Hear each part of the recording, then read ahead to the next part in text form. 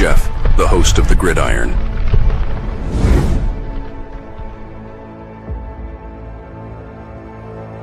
All right. Welcome to the Gridiron, baby. If you can give this video a thumbs up or maybe share this video, that would be absolutely freaking phenomenal.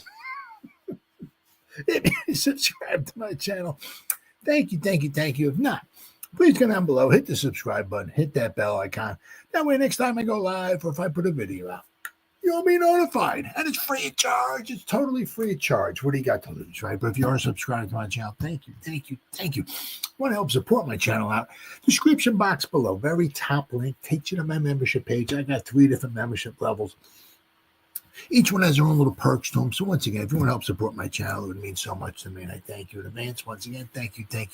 And then finally, just underneath that, there's another link in that description box. Takes you to my Facebook group. It's called the New York Giants, The Gridiron. It's my Facebook group. We have over 10,600 members in the group, and it is doing simply marvelous, my man. Basically, if I'm alive and breathing, and if I got internet access, I am putting stuff in this group darn near 365. It is called the New York Giants, The Gridiron, or New York Giants, The Gridiron.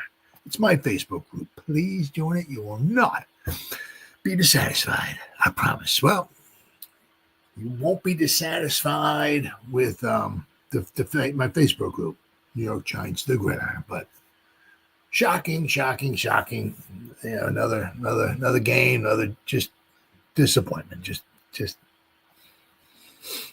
you know, a lot of times, you know, how are we gonna lose this game right here? What's going to happen here? How are we going to, well, basically we got outcoached. Shanahan, Robert Saleh. Did a very good job. You can almost kind of tell. After the game, or as the game's progressing, obviously not after the first quarter or whatever, but as the game's progressing, you kind of start seeing things like how the 49ers are playing. And then sometimes you look at how the Giants are playing, and you're like, but you could see. Both teams are banged up. Both teams, the 49ers were 5-3, but they had a couple not too good games, not very good-looking games. A couple of those, their losses. The Giants, obviously, we know what's going on with the Giants all season long, but the 49ers are banged up, got a backup quarterback in there. They're almost nobody on their front seven. I mean, a lot of guys were just injured, and somehow we can't take advantage of that. They were coming in. I mean, Christian McCaffrey was averaging 3.5 yards a carry on the ground, and we just once again couldn't stop the run. Just week in and week out, we get I guess about 425 yards on the ground we've given up in the past 2 weeks. Well, 150? Or did they reach the magical 160 mark? Team stats. I know. And one nice thing, what you like what the 49ers did, they kept running the ball. 159 yards. So not quite 160, but 39 rushing attempts, 39. 4.1 yards per carry. Now, the Giants averaged 5.6 yards per carry, but they only ran the ball about half the time. They only ran the ball 21 times. Now, you remember when we wound up beating the Chargers and we were able to run the ball, and we kept running the ball. The one thing is that in those games, we had a lead in this game too. I mean, whatever the magic potion is that they got going on with that, this first bunch of scripted plays really seems to work well. After that, I mean, the rest of the first half was really horrible. We did have the one scoring chance where Graham Gano missed the field goal. But in the games that we won, we were able, we had the lead, we were able to keep the lead, and we were able to run the ball. That's why having a lead is very, very important. When you're playing from behind, I mean, after 17-7 at halftime, then it was 20-7, then 20-10, and then constantly down 2 scores, constantly. So it's very tough to try to get the running game going when you're down that many points. But you can kind of see, I mean, like Mac Daddy Jones, I mean, somehow, what did he wind up? I know he actually threw a couple incomplete passes, but he was 14 from 14 in the first half. I mean, I thought Joe Montana was back there throwing passes to Jerry Rice or something. 19 to 24. So actually had 5 incompletions, I guess, in the second half. But the first half was 14 for 14. Quarterback rating of 135.2. 2 touchdowns scores, no interceptions. Christian McCaffrey ran the ball 28 times, 106 yards. Now, that's about his average. It was a little bit above his average because going into the game, he's averaging 3.5 yards a carry. Here he averaged 3.8. So it's, it is what it is. But the fact that they ran the ball 39 times for 159 yards, is just, And of course, who's it? Brian Robinson. He ran the ball 5 times. He got 53 yards. I mean, and that one, we're going to go over this a little bit with Tay Banks.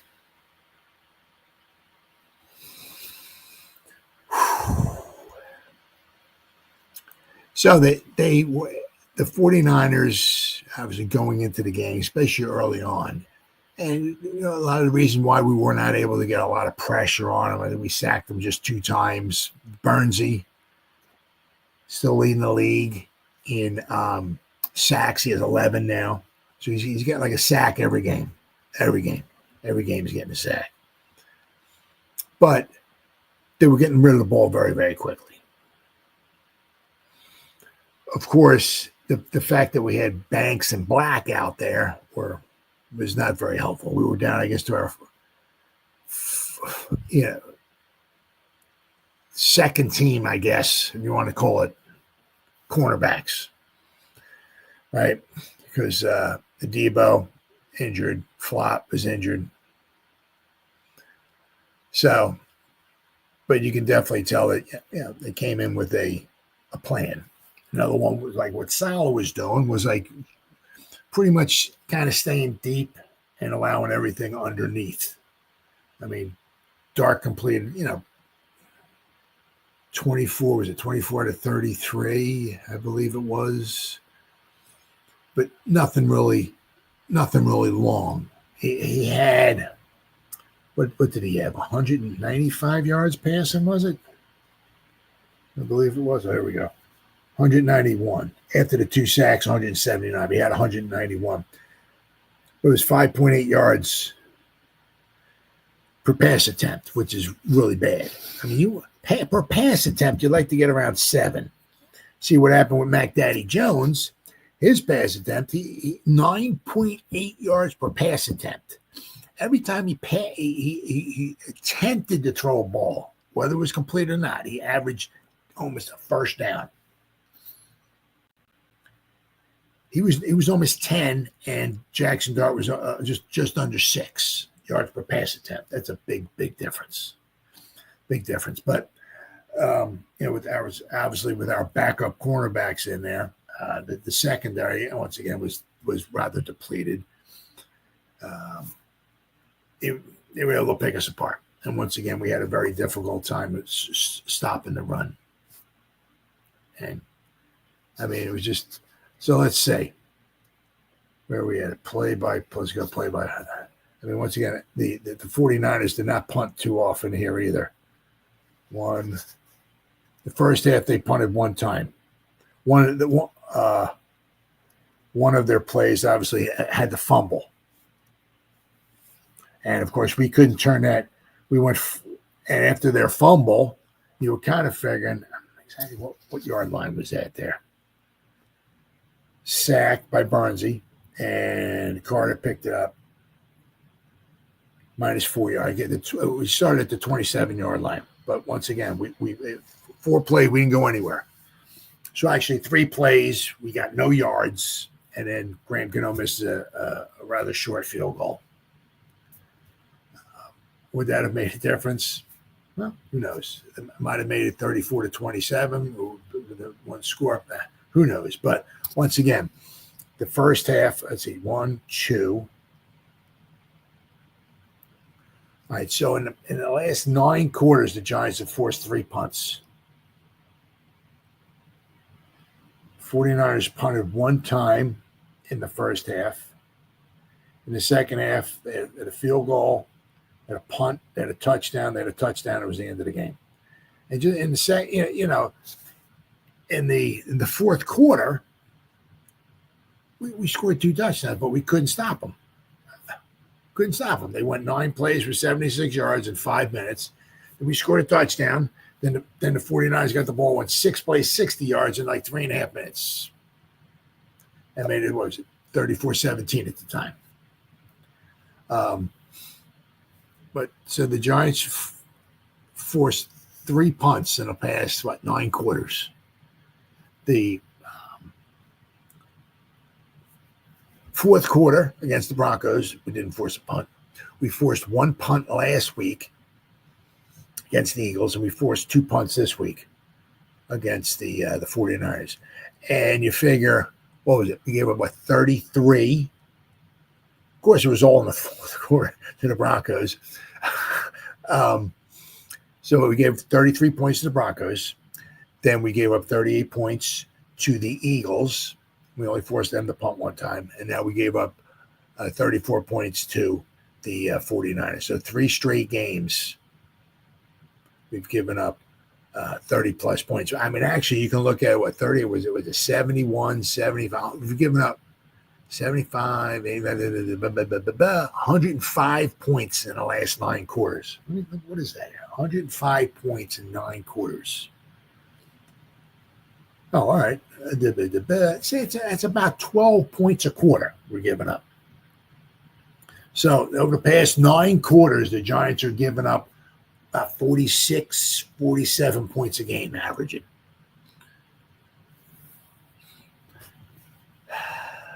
Very, very disappointing. Very, very very disappointing. You can see we have no playmakers. Nothing. And some of the guys that were getting the ball were dropping it. Shocking, I know. We just There's Malik Neighbors. I mean, Scatterboo obviously is a playmaker, but he's not. I mean, you got to bring it. Anytime he's got the ball, you got to bring it. But we need somebody, and you can just tell because when Malik Neighbors is on the field, it's different. Our offense is what the opposing defense has to do. Pay a lot of attention over here. A lot of attention. What's going on over here? Now, let me read over these. I gotta find this here. So please forgive me. Just let me know if any of these guys scares you. Anybody scare you? All right, we got Tyrone Tracy, Devin Singletary, Wan'Dale Robinson, who had a nice game, but he caught 9 passes for 46 yards, 5 yards a catch. But Wan'Dale Robinson, Darius Slade, Ray McLeod, Bo Collins, Gunnar Olszewski, Theo Johnson. Remember, Bellinger wasn't there. Thomas Fedoni and Chris Manhurts. Let me know any of those guys scare you. There's a huge drop-off. There really, really is a huge, huge drop-off. Now, I would also imagine, because with Shanahan being a very, very good offensive line, being also out-coached, Shanahan could take. Somebody said this with Don Shula one time. I can't remember who it was. The all-time leader in wins for coaches, head coach, Don Shula. Somebody said of him one time, he can take his players and beat you. But he can also take your players and beat his. Very, very good. That's the sign of a good coach. And you tell us that with Shanahan, we were just outcoached. If Shanahan was on our side, okay, Dable was on the other side, both teams are banged up. Shanahan would have a plan. And, is there anybody on the 49ers that scares you other than McCaffrey? Is anybody, let me go over the 49ers here. Remember, Jerry Rice ain't on the team anymore, or Terrell Owens, or you go on and on and on. Other than McCaffrey, right? But Jennings, Kendrick Bourne, Kittle, he caught 4 passes for 32 yards. Sky Moore, Jordan Watkins, Kyle Juszczyk, their fullback, Luke Farrell, and Demarcus Robinson ran past. He had 1 target. But, he took and Mac Daddy Jones, who's a backup quarterback, 19 out of 24. I'm not sure what that is there. Let's see. There we go. All right, 19 divided by 24. 79% completion percentage. 79% from a kind of like a backup quarterback. Now, remember, obviously, he was the starting quarterback for a while, right? For the Patriots. Now, obviously, they moved on from him, and they got May in there, so they seems like he's going to be the real deal. But pretty much a backup quarterback in there. He completed 79% of his passes, almost 9.8 yards per pass attempt. He was 14 out of 14 in the first half. We couldn't stop the run. You have 4 yards a carry, almost 160 yards on the ground. Just a banged up 49er team. It was even worse because at least probably, I guess, close to at least 40, not 50% of the fans at MetLife Stadium were 49er fans. Of course, then there was at least one plane that flew over. It had a banner telling Mr. Mara to clean house once again. It is just an absolute embarrassment. Absolute embarrassment. Yeah, you can just tell. Dable's in over his head. He just doesn't know what to do. Just doesn't know what to do. He keeps saying the same things over and over. We got to. It starts with me. We got to do a better job. We got to clean things up, and it's that's for the rest. What do we got? No, we got 8 games left. So for the next 8 games, after probably out of those 8 games, probably at least 6 of them, if not 7 or whatever, will be losses. He's going to keep saying the same thing.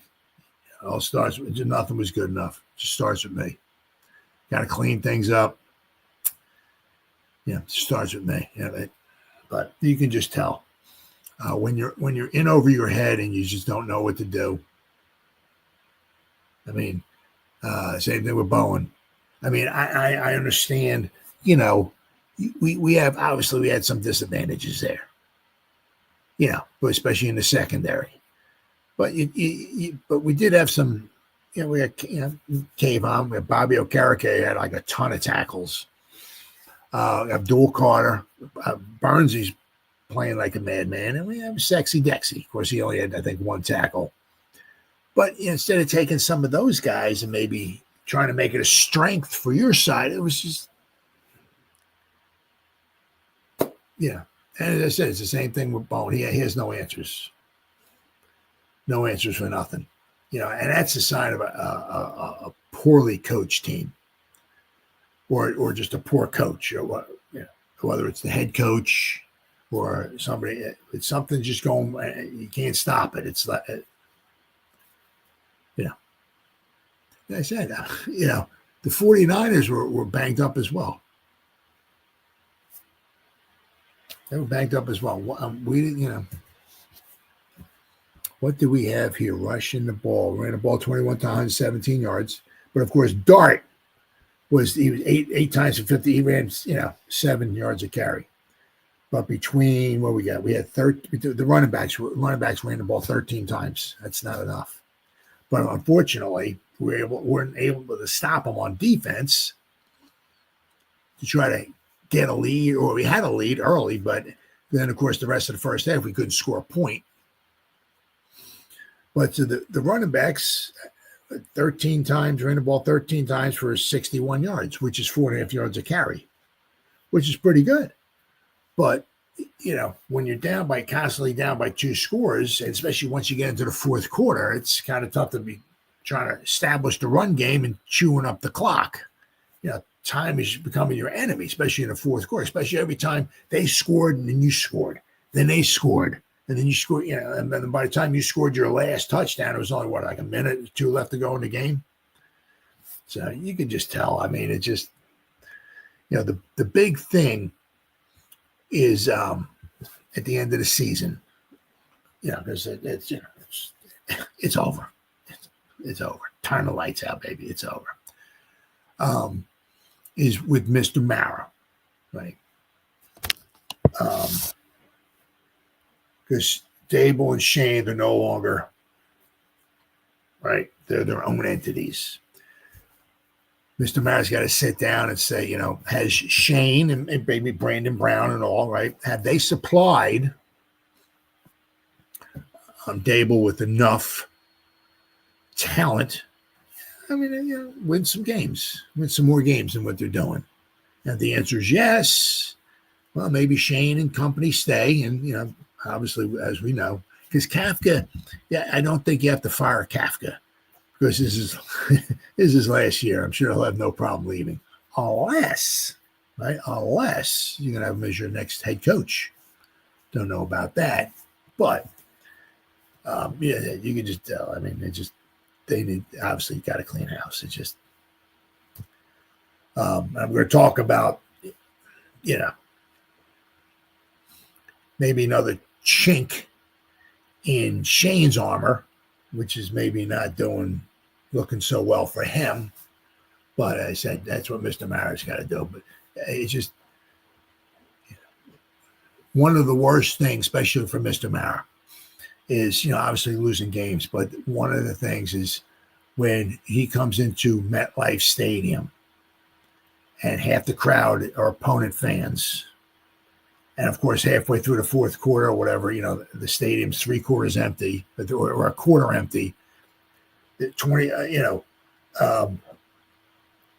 out of every 3 fans are in the stands, 2 of them are 49er fans in the fourth quarter. I think the Giants actually had to go to like a silent count because of the noise from the 49er fan. So, I mean, obviously one of those things is, with Mr. Mara is if you can't play a home game and get excited and have your fans get excited and all, I mean, it's just, that kills them. That really, really kills them. So it's just a matter of time. The thing is, it just seems like we're going to obviously ride the season out with, I guess, with Dable and Bowen and company for the rest of the season. Once again, another horrible start to the season. I'm just going to ride it out as unbearable as it is. That we only got at least one on the back. We're on the back 9 now, guys. Right? We played the first 8 games, and this last one was the 9th game. So we played the first 8 games was like the front 9. Then we went to the clubhouse, had a few shots for this game here, and now we got to play the final back 9 of the season. And once again, we can put another dismal, dreary, stinky, sucky, whatever you want to call it, season right to bed. And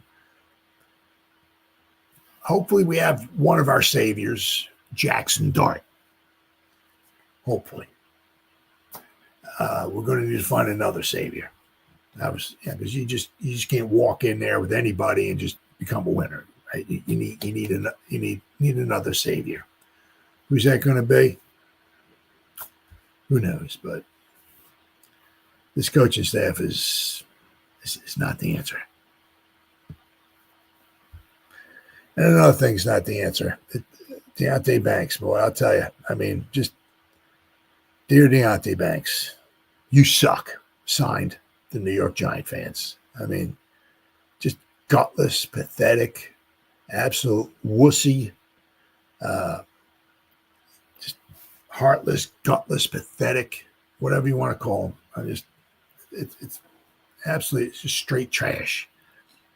And we're going to talk about last season, right? When Jerome Henderson, right, I'm going to bring him up in just a minute, was like yelling at him and stuff and all.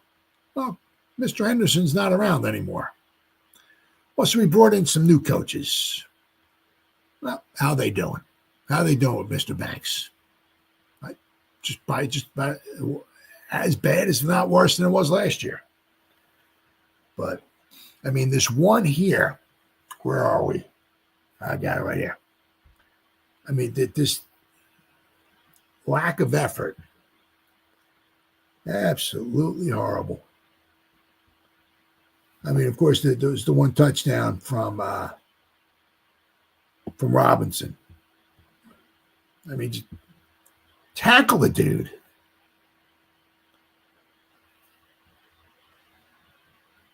Yeah. The call here, Pooney with the block, and he's going to take it in for the touchdown. Whoops. There you go.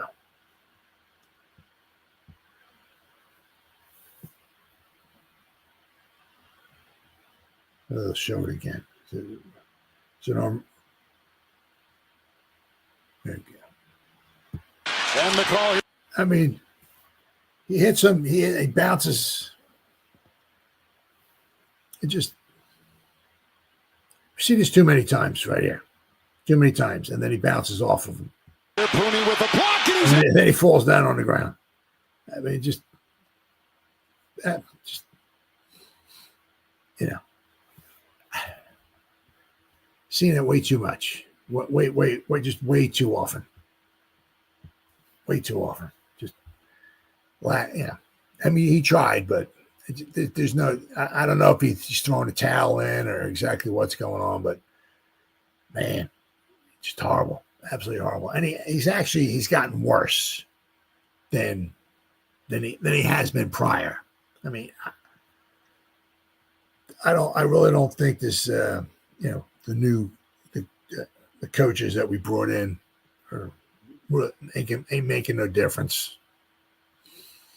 Let me here. I'll just show you his PFF numbers.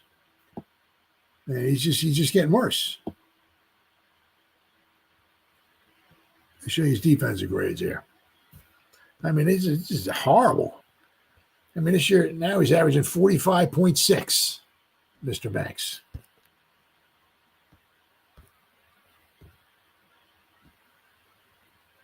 I mean, we're at a 39 here, a 31 there. Yesterday against San Fran, 49.7.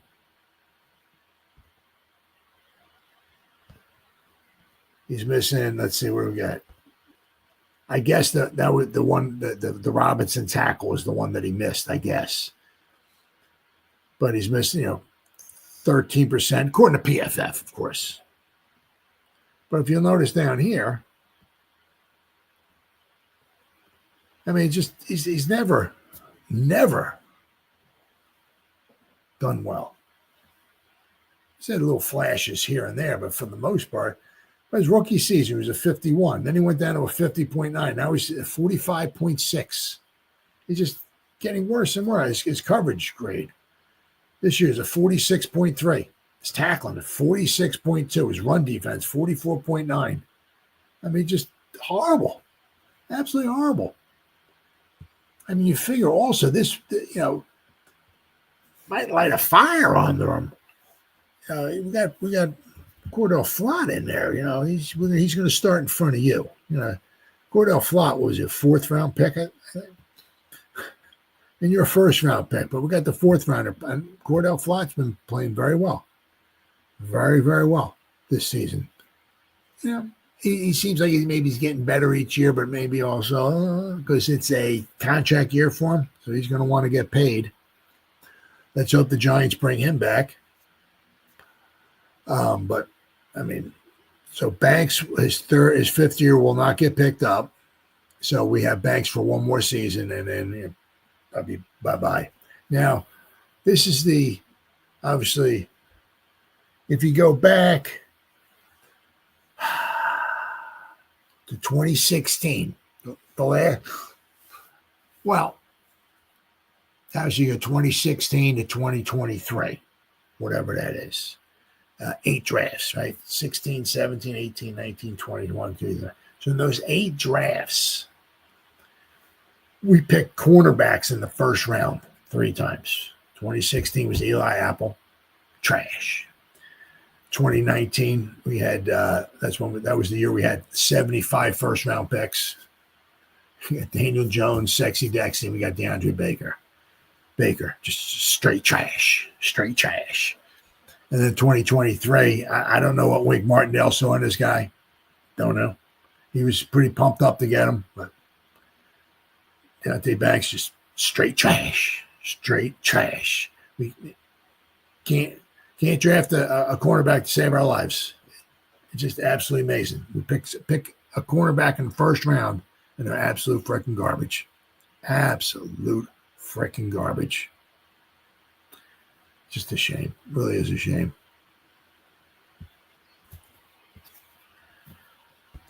Banks has been a lightning rod for the Giants fans. After a relatively promising rookie season, it's been all downhill since. He's been heavily scrutinized for his play, and rightfully so. The criticism extends well beyond the lack of production, and the struggles are well documented. He still struggles in coverage and can't make a tackle. The shortcomings point to an overall lack of effort that shows up weekly, as evidenced by the critical play, in Robinson's touchdown. Early in the fourth quarter, Niners backup running back Brian Robinson ran the ball down the defense's throat. 3 straight runs, 5 yards, then 10 yards, and an 18-yard touchdown. Ran the ball 3 times for 33 yards. On his way to the end zone, Banks had a chance to make a play, but instead his poor tackling effort got him tossed down to the turf. In one of the softest defensive showings you'll see. In addition to his on-field embarrassment, the 24-year-old skirted accountability after the game by dodging the media in one of the most immature ways possible. New York Post columnist Mark Cannizzaro, had the drop. Cornerback Deontay Banks, who got trucked by 49ers running back Brian Robinson on a touchdown, skirted waiting reporters by walking into the bathroom with his pants around his ankles and leaving through the back door. Wow. Deontay Banks is on borrowed time with the Giants as the trade deadline nears. I don't know who's going to want this piece of trash. No idea. No matter how you slice it, that's embarrassing. The 24-year-old knows better. Not answering questions is one thing. This is something else entirely. And if he's tired of the criticism, then play better. Be accountable. The Giants can't afford to carry a player who gives no effort on the field and avoids responsibility off of it. That's a problem. Fortunately, the trade deadline is Tuesday, and General Manager Joe Schoen should do everything he can to move on from the 2023 first-round pick. Takes 2 to tango. Somebody's going to actually want this piece of trash. I don't know. We might get like a Hershey bar for him or something, or maybe a bag of Doritos. Who's going to give up a draft pick for this piece of trash? Entering his 3rd season in East Rutherford, Banks was supposed to take a leap. He was supposed to iron out the kinks and become a key piece on defense. That hasn't happened, and it won't. But he can still help this team on his way out by bringing back some draft capital. It's unclear what the return might look like, but the Indianapolis Colts and Rams could be teams to watch. LA has already made a move for Roger McCreary, but corner depth is still in need. General Manager Les Snead and head coach Sean McVay might convince themselves they can get more out of Banks than the Giants ever did. Well, it's possible. Coaching's got a lot to do with it. And apparently whoever the Giants have, the coaches just aren't getting anything out of them. Either way, the lack of effort, accountability, maturity should have Shane working the phones until the 4 p.m. deadline hits. Banks' time in blue is up. It's time to act.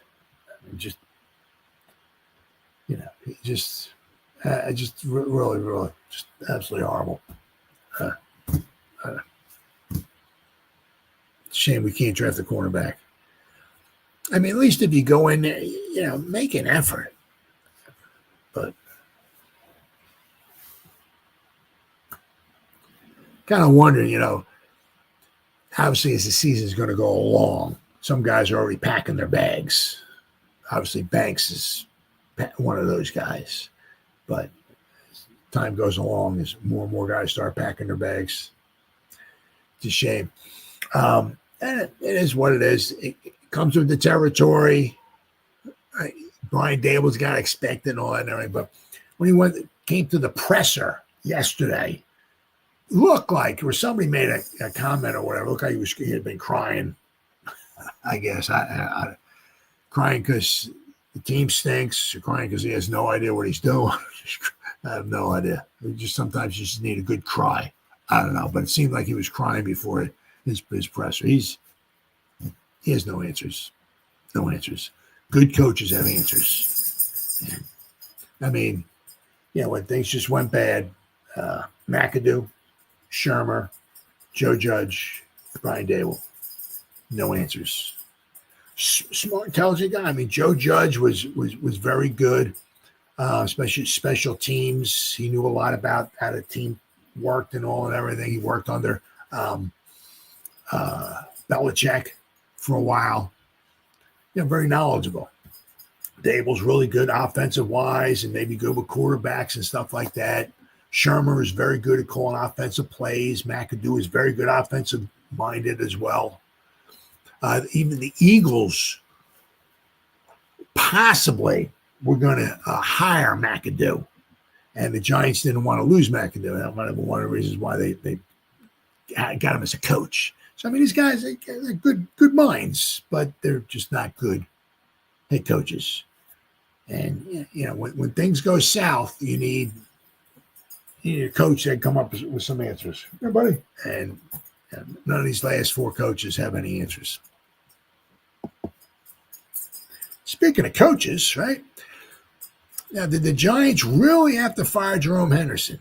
I mean, part of it was when they had Henderson here, some of what I just kind of hearing is that he might have been kind of like the scapegoat. Wow, Jerome Henderson, we brought in Deontay Banks, and he's not doing as well as we thought. We did some high draft cap, spent some first round pick on the guy. The guy should be performing for us. It's got to be the coach. So let's get rid of it. I mean, you're not going to fire the player, you fire the coach. Well, now the coach is with the Colts. Henderson's with the Colts. And they're doing pretty well. Good for him. But it makes you kind of wonder, did the Giants really have to fire Jerome? I mean, how are we doing now? How are these new coaches doing? Well, I just showed you Banks has gotten worse than last season. We brought in some new coaches in the secondary, and Banks, according to PFF. But you can also see his crappy tackling, a lack of effort from last year. Still same things happened this year, too. Right? That hasn't changed. But if we look at some of our draft picks, I'm sorry, buddy. Look at some of our draft picks, they've gotten worse, too. I mean, you got to figure, you kind of hoping maybe Phillips or especially Newman would start. Nope. According to PFF. But I'm not hearing Newman's name like it was last year. He had a lot of tackles. He would have had well over 100 tackles, but he got injured. His season got cut short. But let me show you. Once again, I apologize there. All these tabs open. I got to find. Okay, so we'll start off with Newman here. And we'll show you, I mean this year here. I can just finish 55.8. But last year, his rookie season, 65.8. Now, you're supposed to keep getting better. That's the object. By your third season, you're pretty much about at your ceiling. That's what they say. You can get maybe a little bit better. But I mean, usually by your third season, that's about all you're going to wind up being. By your second season, you should take that a nice little leap. And by your third season, you should take a nice little leap. But you see here, last season, according to PFF, once again, they give me numbers, so it's a lot easier for me to show the numbers there. 65.8. Run defense, 76.6. Look at this year, 44.6.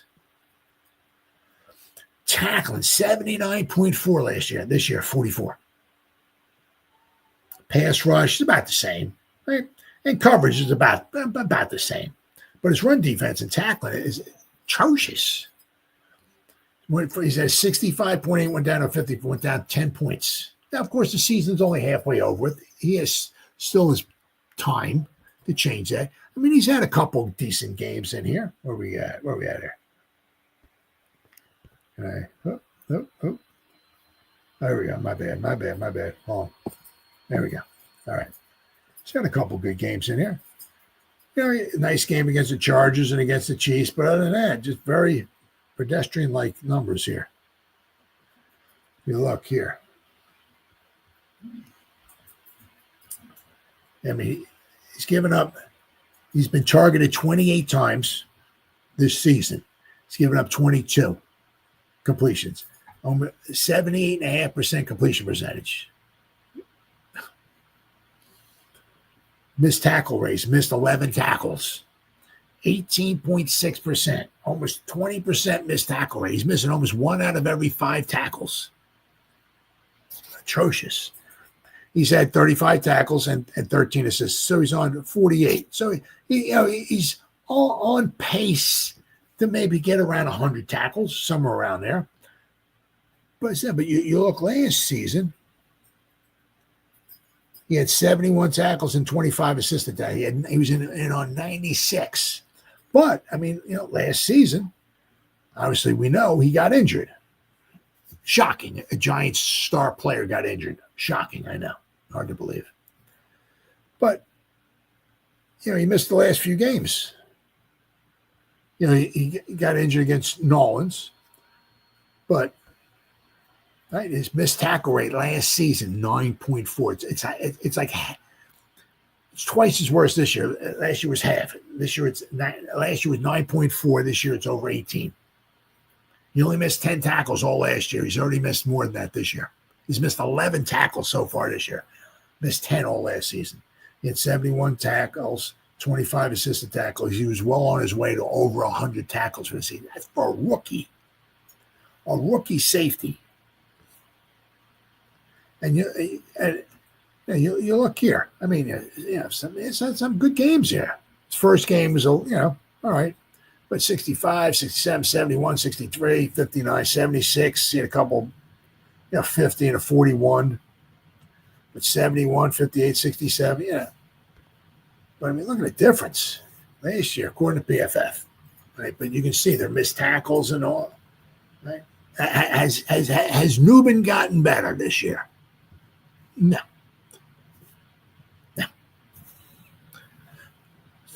So you fired Jerome Henderson. You bring in and the safety coach, Mike Trier, I guess it was. The safety coach. So you get rid of those guys, you bring in a couple of new guys. How's it working out for you? Not too good. So let's go. Let's look what Phillips has got. All right, share screen. I mean, his numbers are going down too.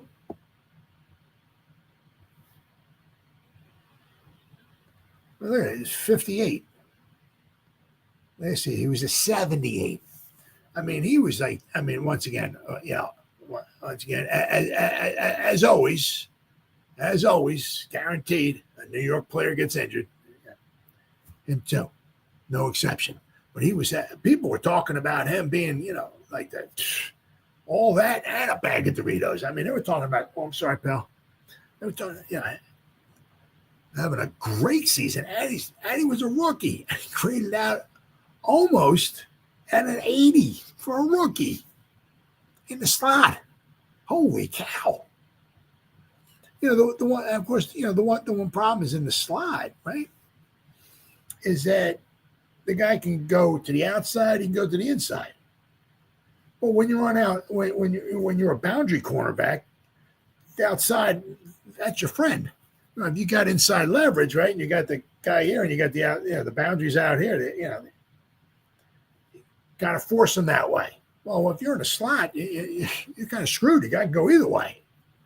And what a season he had. Of course, once again, I said, got injured. Where we at here? His missed tackle's not super, certainly could be better. But the same thing here. He's been targeted 52 times. He gave up 37%, giving up 71% completion percentage on the times he's been targeted. 10 yards of reception. Giving up 2 touchdowns so far. He's had 6 pass breakups. Let's see. Oh, no, I'm sorry. That was, yeah. Let's see. What did he do last season? All right, he gave up. Let's see here. Receiving. Who we got? He gave up one touchdown all last year. He had 1 interception. He started 80. He gave up 82% completion last year. But the whole season, right? He was only targeted 50 times. If he was that bad, he would have been targeted a heck of a lot more. But a lot of times you got some of those slot receivers that are really, really like ABCD Lamb. Some of them guys are really, really good. Really good. But, I mean, he graded out 88 one game, 84 another game. Phenomenal. He graded out 78.5. And this year's a 58.8. He's gone down 20 points, Andrew Phillips. 20 points in one season.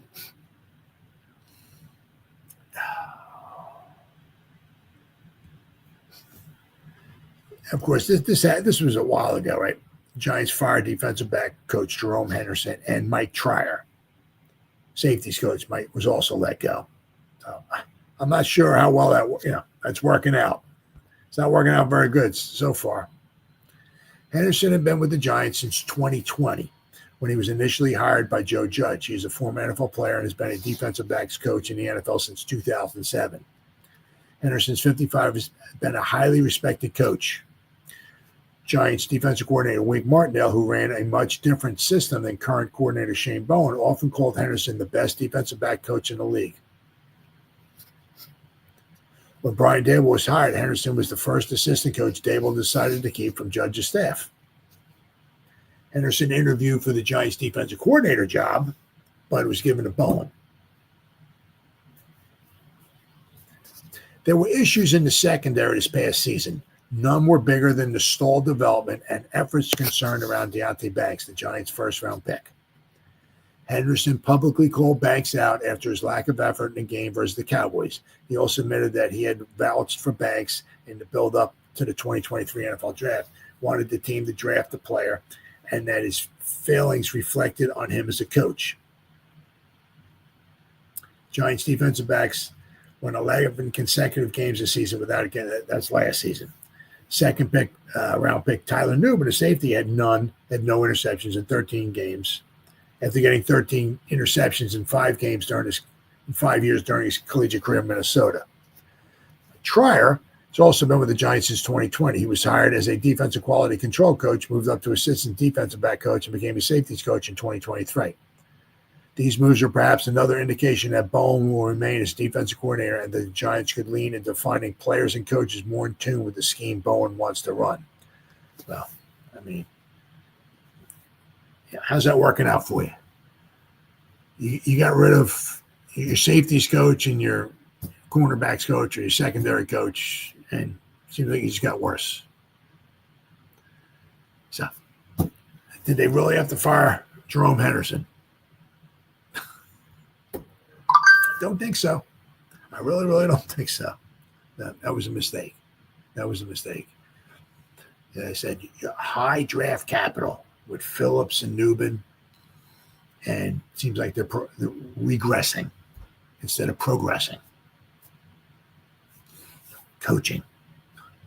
Let's hope that the new coaching staff that comes in here next year can get the best Because, we've seen it.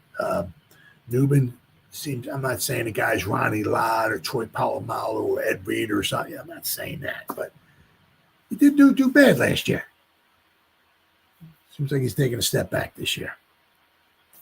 And Andrew Phillips, phenomenal season last year. Shame he got injured, but I mean, he's not having a horrible season this year. Certainly not having a horrible season, but it doesn't seem like he's getting better. And if you look at the PFF numbers, they both got worse.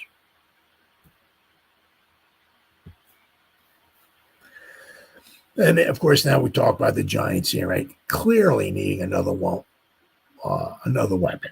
Which you're going to lead me. I got one more thing I'm going to talk about here. So this weapon that they need is going to lead me into my last portion of our program, the final portion of our program. But I mean, you could just see these guys not getting a lot of separation. Obviously not getting open, and even some of the times, even when they are open, just dropping passes. I mean, some guy, sometimes they make, like Theo Johnson makes a good catch here.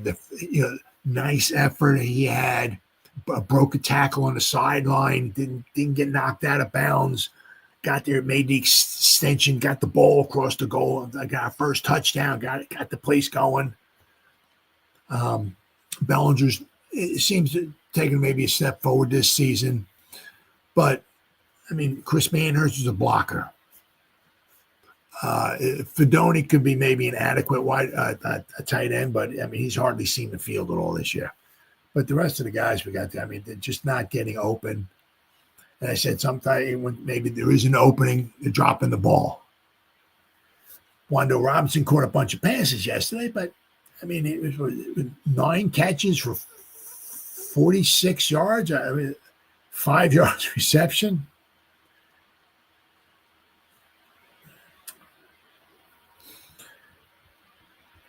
Not very good at all. Not very good at all.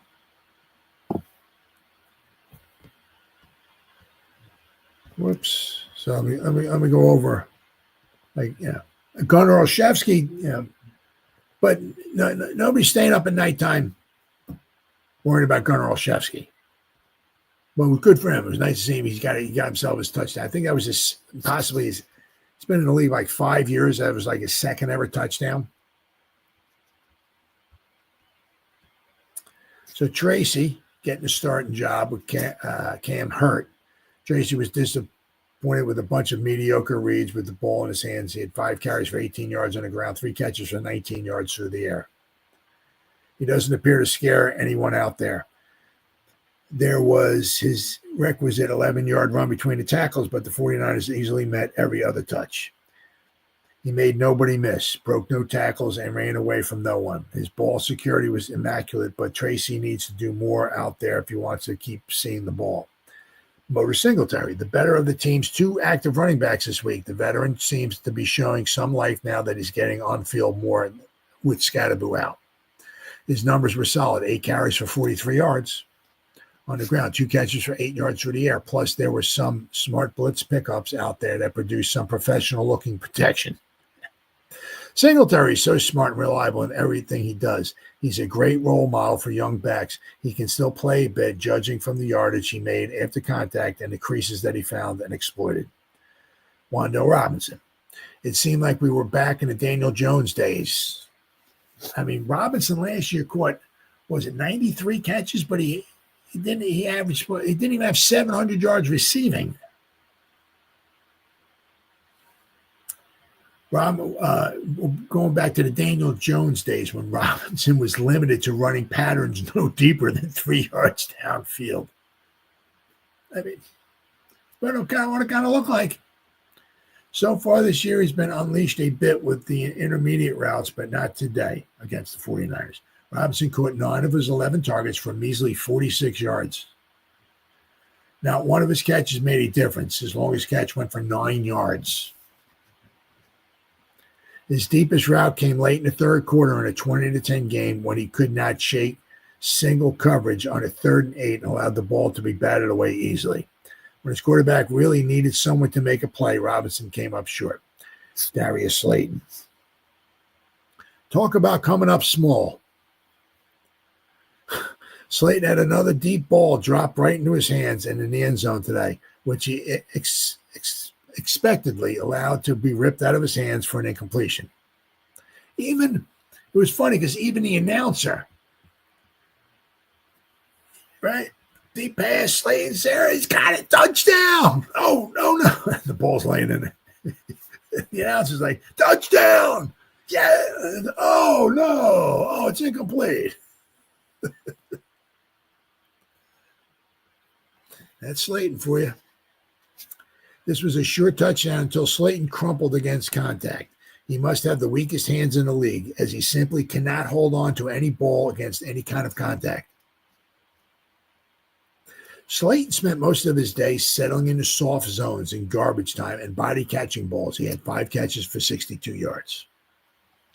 Only 2 of his targets fell incomplete, the one in the end zone and another end zone fade where he was blanketed one-on-one by a 49ers corner. I said the 49ers, they've been giving up some points. They have been giving up some points. But the coaching, they know they have some shortfalls. They know they're going to give up points and all, but they try to find ways to overcome that. And they had good coaching, and they won. And we had bad coaching, and we lost. Ray McLeod, getting his first 12 to 15 snaps with his new team, the veteran McLeod caught his lone target for 5 yards. At least McLeod brings a veteran sensibility to this young and unproven receiving group. We expect him to contribute more as the season progresses. Bo Collins, who got injured. Getting some early game snaps, Collins suffered a quarter injury on a special teams play that finished his day early. Per usual, Collins did not have any balls thrown his way. Gunnar Olszewski. Talk about making the most of your opportunities. Olszewski replaced the shaken up Slayton after his end zone drop, and 3 snaps later, Gunnar Olszewski was hauling in the touchdown pass in the end zone that Slayton had failed to hold. Olszewski had an obvious connection with Dart this preseason, but it wasn't enough for the coaches to get him onto the field other than on special teams. The touchdown came from 24 yards out by a receiver who actually caught the ball with his hands extended, something that Slayton doesn't do nearly enough. Let's hope the coaches realize that Olszewski has more to contribute than just returns. Yeah. Theo Johnson. Johnson is involved in the Jackson Dart's primary target in the passing game, which is a dangerous way to try to make a living in this league, especially if you lack dexterity like Johnson. On the day's lone deep route, Johnson was isolated on a linebacker and actually beat him up the sideline. Alas, Dart read back shoulder and threw it there, while Johnson had a step and was expecting it over the top. He still had a chance to adjust to the well-thrown ball, but he looked back too late, which is one of Johnson's many failings in the passing game. He's rarely quick to read his head, rarely quick to get his head around things. He was able to get open over the middle on a 3rd and 7 in a 17-7 game, but he simply dropped a well-thrown ball. Seems like a weekly occurrence with Mr. Johnson. On another 3rd and 7 play, with Johnson the primary receiver yet again, he failed to get open and allowed a throw to be knocked away. The one play that Johnson did make for his quarterback was his opening drive catch and run into the end zone for 16 yards out. That was very nice. That was certainly very nice. On this flat catch, Johnson correctly overpowered the defensive back in his path and bowled his way into the end zone. This was the extent of Johnson, the pass receiver who finished with his ho-hum 3 catches for 27 yards on 6 targets. His blocking wasn't quite up to snuff either. Chris Manhertz. Getting just a smattering of snaps, Manhert's blocking was solid enough, but he was barely on the field enough to impact today's game. And Thomas Fidone. Getting also a smattering of snaps, Fidone split his time between run blocks and running patterns, but he was never targeted and barely noticed in the passing game. His blocking was hit and miss. So, one of the things also was that, when Bellinger was out there, obviously now that Malik Neighbors gone, the Giants had a lot of 12 personnel. Got the one running back and Bellinger and Johnson, the 2 tight ends, and the 2 wide receivers. Now that, Malik Neighbors ain't there, Scottaboo's not there, and Bellinger wasn't there, they had a lot more 3 wide receiver, 11 personnel, 1 running back with the 1 tight end. So we'll have to wait and see. Because with Bellinger's his neck, we'll have to wait and see. I mean, you got Chauncey Golston, he's had a neck. It seems like he's had a neck like the whole season long. So obviously it's not something you want to screw around with. I certainly get that.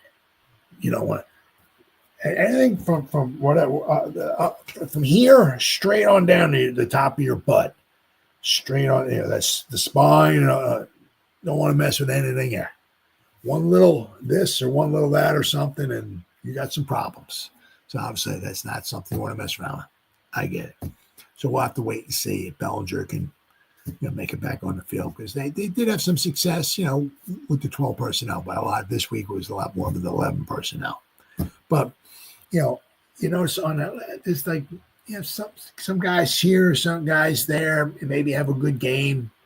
But as I said, I mean, the 49ers, the defense it's not that good. At least this week coming up, the Bears, I tell you what, man, hey, tip your cap to them. They're putting up some points. Their defense ain't too good, but the Bears are putting up some points.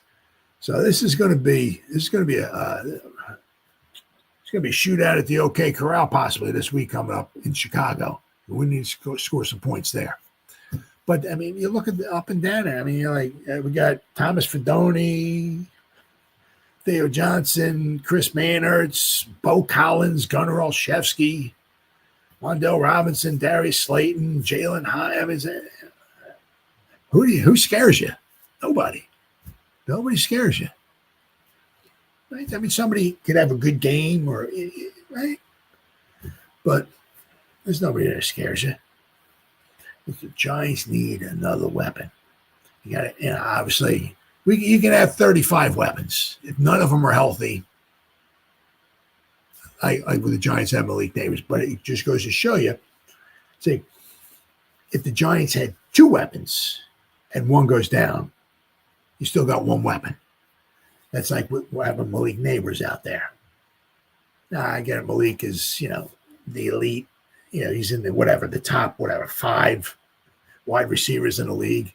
Yeah, I get it. He's up there. It's just, it's a lot easier. Just run along and just get to know the Malik Neighbors. That's all you do. Just get it's a lot easier said than done. I get it. But you can just see, right? Yeah, when you have 1 weapon and that 1 weapon gets injured, you have this many weapons. And a rookie quarterback, you got a defense that plays like a sieve, and you have no other weapons. It's pretty, and you have bad coaching. It's almost impossible to win a football. So unfortunately, almost the 900th year in a row, about halfway through the season, is what we have to look forward to. Ta-da! According to Tankathon, the Giants now have the number 5 pick in the NFL draft. And I think one of the good things was, I do believe tonight, let me just check here and see. Check on ESPN.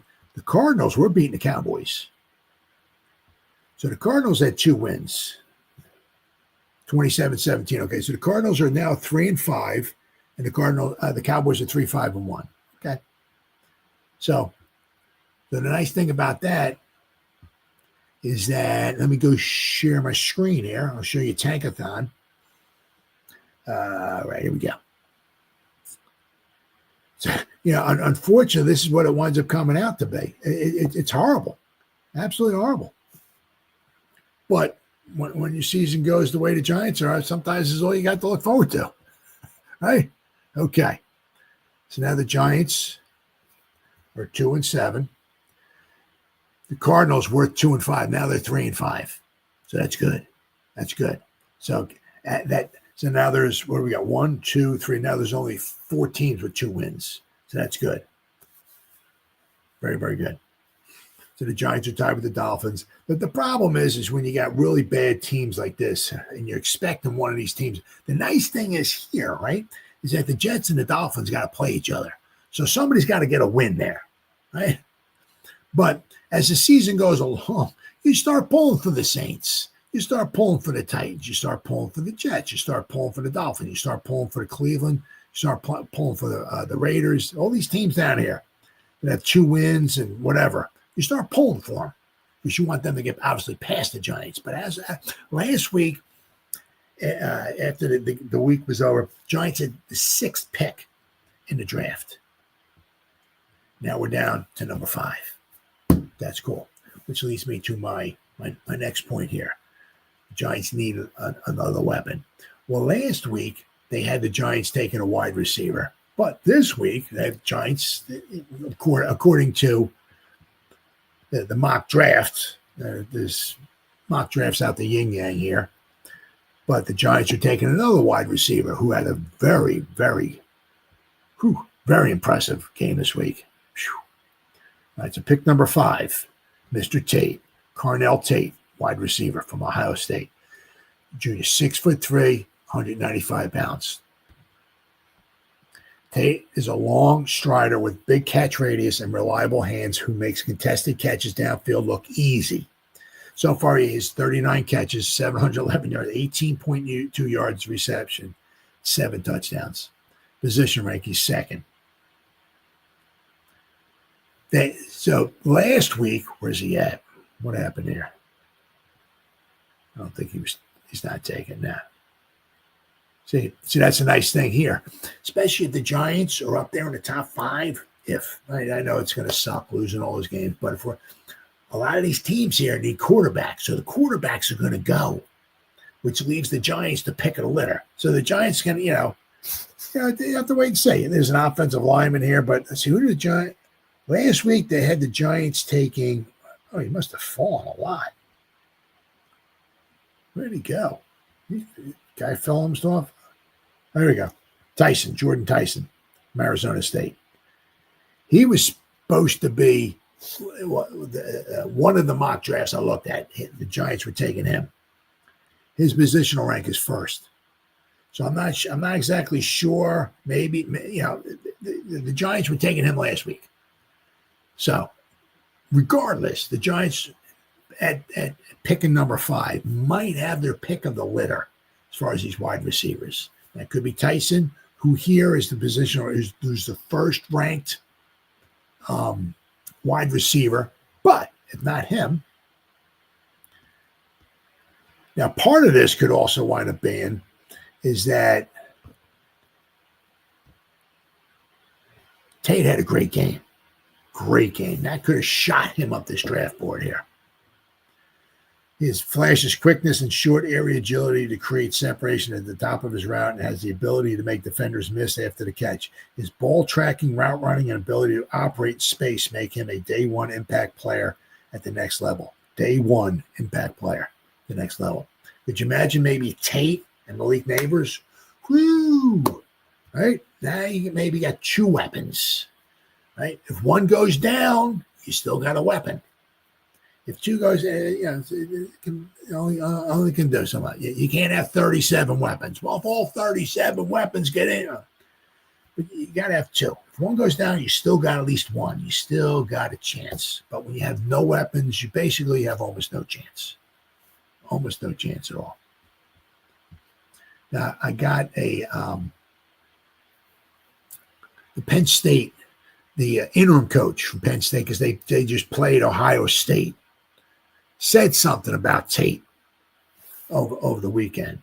Of course, Penn State made it competitive for the first half. Then Ohio State wound up blowing them out in the second half. But Penn State interim coach Terry Smith, I hope he gets the job. I hope for him.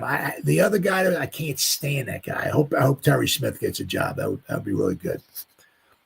Penn State interim coach Terry Smith calls Jeremiah Smith and Carnell Tate the 2 best guys in the country and the best wide receivers in Ohio State history. So, we know, Ohio State, like Alabama, LSU, Ohio State, they just like churn out wide receivers.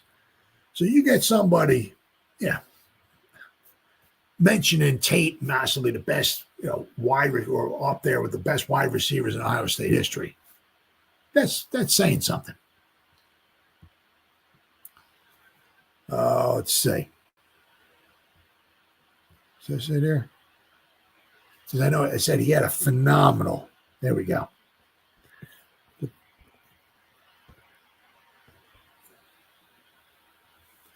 The Blitnikoff Award presented annually to college football's most outstanding receiver could wind up going to an Ohio State wideout, and it might not be sophomore Jeremiah Smith. Smith's teammate, Carnell Tate, is making his own case for the Blitnikoff with a breakout junior season, and he's just a junior. In Saturday's 38-14 win over Penn State, the dynamic duo combined for 11 catches on 11 targets for 247 yards and 3 touchdowns. Tate hauled in a 45-yard touchdown, tying him for third in the FBS with 5 receiving touchdowns and throws of 20 or more air yards. Smith himself is having another big season. But Tate, who has been rocketing up the 2026 NFL draft boards, now has 4 games of 100 receiving yards plus a receiving touchdown, tied for the most in FBS. Receivers from the same team have never been Blitnikoff finalists in the same season. That might change. Okay, Carnell Tate. Here we go. Even if Malik Neighbors returns to 100% following his torn ACL and subsequent surgery, the Giants' weapons core is still far too bare to support Jackson Dart adequately. I mean, just imagine what this could do for. I mean, if you had Scadaboo behind you, the one thing is with Scadaboo is that he's not going to outrun people. He's not Saquon Barkley, where you can hand the ball, you give him a hole, he can take it to the house. If somebody comes to tackle him, Saquon can jump over the guy and continue on his way to the right. But with Scadaboo, I mean, he with Tracy back there. You give Tracy a hole, he can take it. But it all helps if you got the guys outside. It opens up everything. You can't load the box. You can't put 7, 8 guys in the box and go ahead and run. Well, yeah, you got a light box and you hand the ball off the Scadaboo. There's only so many guys in there that can try to bring them to the ground. If you got a light box in there, if you can somehow get a hole, Tracy can take it to the house. But having those 2 wide receivers opens up everything. New York needs a yin to Neighbors Yang in the wide receiver room, and Carnell Tate absolutely qualifies. The 6'3", 195 pounds. I mean, if he puts on a little bit of weight, we're looking at 200 pounds, 205 or whatever. Wouldn't be bad. 6'3", nice height. And not 6'5" or something like that, but 6'3" is a nice size. Good wingspan. Tate has been one of the biggest revelations in the 2025 college football season. He entered the year as a day 2 graded wide receiver on this guy's board, whoever this guy is, I'm not sure. But has reinvented his game as a route runner and skyrocketed to top 10 standing. A masterful technician and dynamic vertical and red zone threat all in one. He's exactly what New York needs. I mean, that would be fantastic. Absolutely fantastic. I mean, got to get somebody. And the one thing is that with the trade deadline coming is 15 hours? Yeah, about 15 hours from now, trade deadline is going to be over. The one thing you're talking about getting bring a Waddle in here or Chris Olave or so whether those guys are available or not. Who knows? Whether any of those trades get made, who knows? But the one thing is with those guys is that there's good and bad, obviously. With Waddle, you know what the guy can do. Why? Because he's done it. You know what he can do. The problem is it's the double dipping, right? Or whatever you want to call it. You got to trade draft capital and you got to pay the guy. Now, Waddle, he's under the next year or two. He's under his contract's not bad, but in 2 years, I think it skyrockets. Same thing with some of these other guys. You got to trade draft capital to bring them in, but you get a known commodity. What these guys can do. Look what they can do in the NFL, right? But you got to trade draft capital, and then you're almost tied to them because it's like if you trade away, just say a second or third round pick or whatever, to bring one of these wide receivers, and you don't re-sign the guy. I mean, you just shot yourself in both feet. I mean, that's just crazy. So you got to make sure the guy stays around. But these guys have been in the league for quite a few, so they want to get paid. And going rates for a nice wide receiver, anywhere from a good wide receiver, anywhere from $20 to $35 million. Very, very expensive. The thing is, with drafting a wide receiver, you can look at their college film and all that, and you kind of, they should do well in the pros, but you're not exactly sure. But they should do well. But it only costs you one draft pick, and obviously, if you're drafting somebody in the top 5 or 6 or whatever, they're making some good money, rightfully so. I mean, that's just that's just the going rate, right? It is what it is. But if you draft a guy in the say 5th overall right now, where the Giants are, got a long way to go. The Giants win a few games. Now they're drafting 10th. The Giants continue to keep losing. We might be drafting 3rd. Who knows? And with some of these quarterback needy teams, if the Giants are drafting like 2nd or 3rd, somebody might want to jump up with them and trade, and Giants collect some draft capital, which would be good. But anyway, the Giants just stay at 5th. I think it's it might be like $7-8 million a season for the guy, because that's what the going rate is, somewhere around there for like the number 5 overall pick in the draft. But you got the guy for 5 years. The first 4, you're just paying him like $8 million a season. I mean, if you get yourself a different, like a Malik Neighbors, we're paying the guy, it stinks because we're paying him now and he's injured. But I mean, you could say what he did last season, and we only paid him like $7 million or whatever it was. It's like, holy cow. I mean, that's a bargain. Same thing with Jackson Dart. What we're paying him right now, he's the 25th overall, 26th overall pick in the first round. Paying him nothing. And he's starting. So, but the thing is that with one of these wide receivers, you get them, you give up your first round pick, but they're cheap and you got them for 5 seasons. And even when you pick up their 5th-year option, you're still not paying them $40-50 million a year. So, but I mean, as you can say, there's nobody that's frightened of the Giants. I mean, look what Dart's doing with pretty much nothing. Just imagine if you had, gave him another weapon, what he could possibly do. So let's hope. You don't know if it's going to be Shane in here pulling the trigger next year in the draft room or not, but let's hope that if the Giants, however they're going to do it, get somebody in the first round, somebody in the second round, whatever. But let's hope that whoever's in charge of the Giants next season winds up getting Jackson Dart another weapon. All right, guys, been 1 hour and 18 minutes. Whoever spent any time listening to me live, thank you. If anybody's going to spend any time watching the replay of this, once again, thank you so much from the bottom of my heart. It means the world to me. As always, you guys stay safe out there and go Giants! Woo! Oh, yeah.